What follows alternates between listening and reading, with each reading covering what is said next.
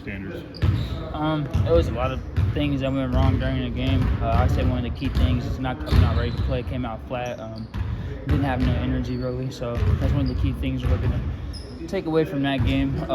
Also, just offensively, just making our offense better, making it a little bit more fluid, and same thing on the defensive end, just being more connected defensively. What's emotions like for you when you'll face a former teammate for the first time? Excuse me? You'll be facing a former teammate with Goody for the first time.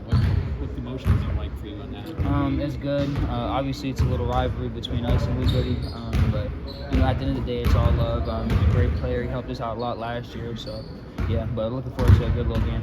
How have you adapted to maybe a bigger role in the last couple games without KJ, and what's been important for you to settle into that? Just the same thing for me, just doing whatever I need to do for the team. That's what I've been trying to take role in, especially defensively.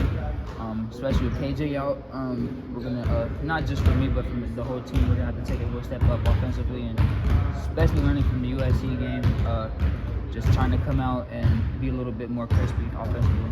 How's it felt getting a lot more minutes and scoring and being a big part of this team? How's it felt? It's felt great, I've always said, whatever role I got, I'm going to take. And so now that my role is up there a little bit more, it's revolving around more minutes, more opportunity.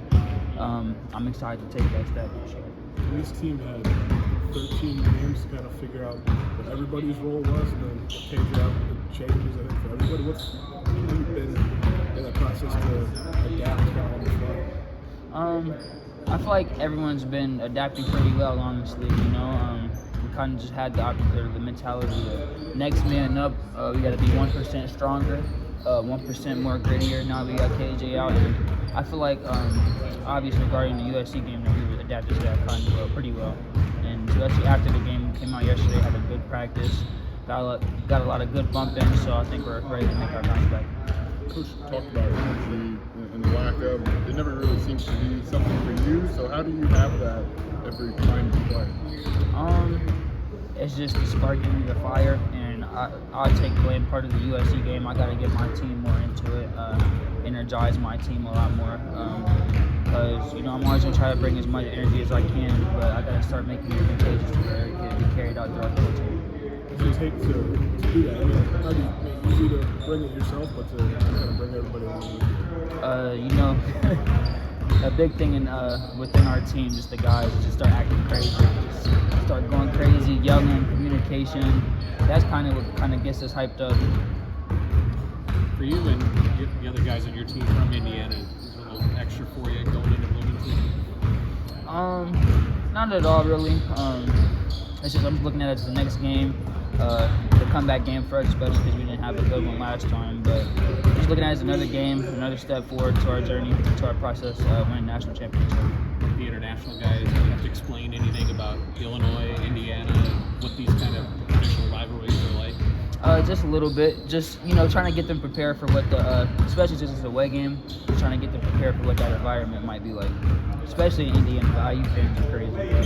Has not having KJ felt anything like not having Terrence last year in a way? Yeah. I mean, obviously, when you're missing out on your leading scorer, it's going to take the whole team to step up and play the next guy up. But yeah, I would say it's pretty similar for sure, just because Terrence was our leading scorer last year and KJ our leading scorer this year. Just having to figure stuff out, like without him out there, does that? What's that like in a sense of how do you guys manage that? I'd say we have been, or the game before Penn State game, we were fairly good at it. We slipped up the USC game. Sure. Like I said, that's on all of us, mainly me, because I got to get the guys more energized. But I feel like we're doing fairly well, though. We're adjusting pretty good, and yeah.